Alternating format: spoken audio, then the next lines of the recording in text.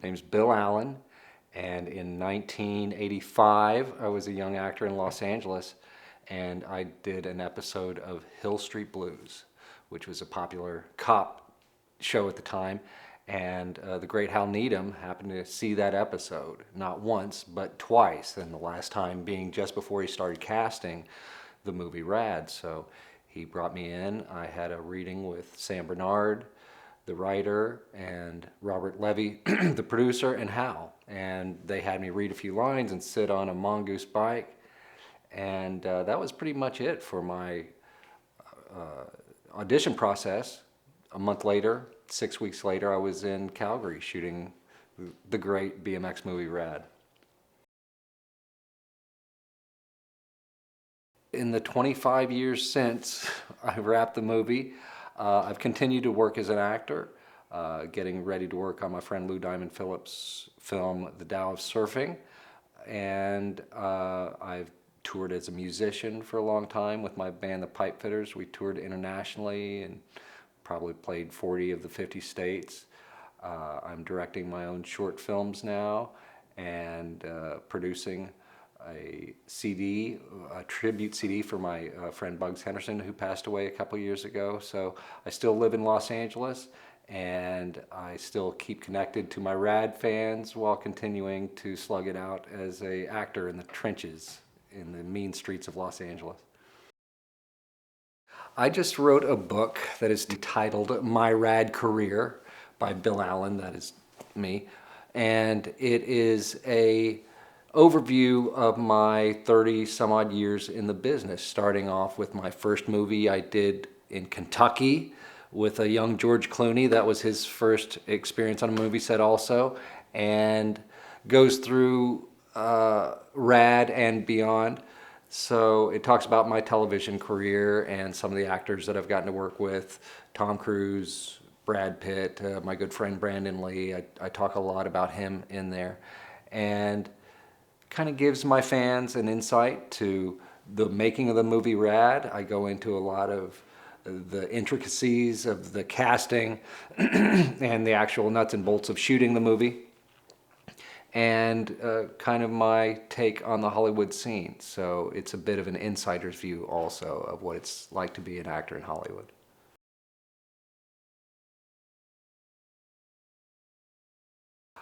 Actually, I was hoping for a bigger response. Initially, it didn't do very well at the box office. Maybe it was marketing, I couldn't say. But the movie really found its wings in home video during the VHS days and the days of mom and pop video stores. And kids would go in and rent it repeatedly until it turned into dust in their hands. So it was a top 20 video rental for years.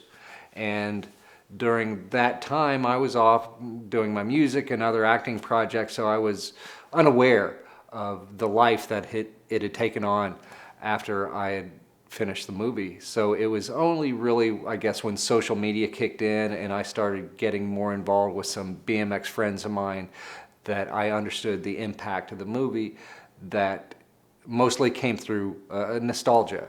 People grew up watching this movie, and as they became adults, they started looking back, and they have rediscovered the movie on YouTube and have brought it to their children. So it's now a multi-generational phenomenon.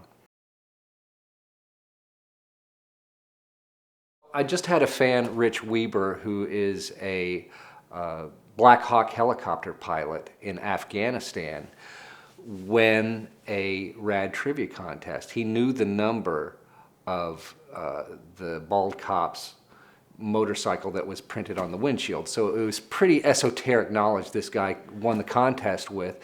And so I called him up. I was the prize. It was a phone call from me.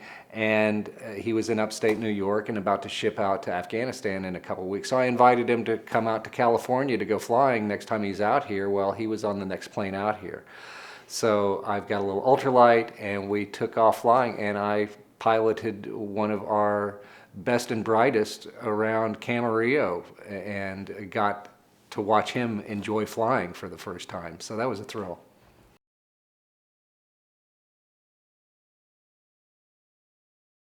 I went to a book signing party. It was a red carpet event about 5 years ago in West Hollywood. A friend of mine, Lauren Francis, had written this big book, and it was a Klieg light red carpet affair.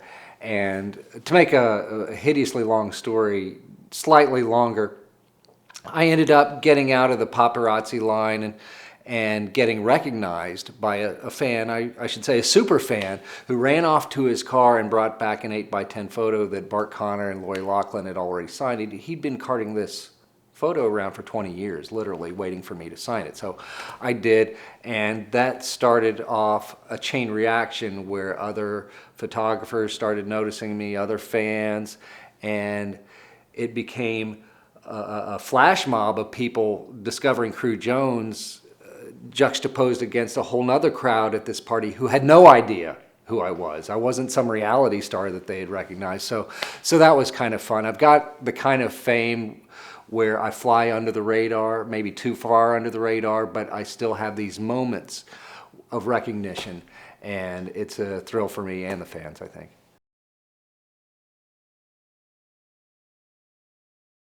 I guess Jeremy Moser, who headed up the 25th anniversary celebration in Canada 3 years ago, is gearing up for the 30th anniversary. We haven't decided where that's going to be, but I can tell you it's going to be special, and we're going to try to make some great events for the fans. So keep posted on our Facebook pages, and we'll keep you posted.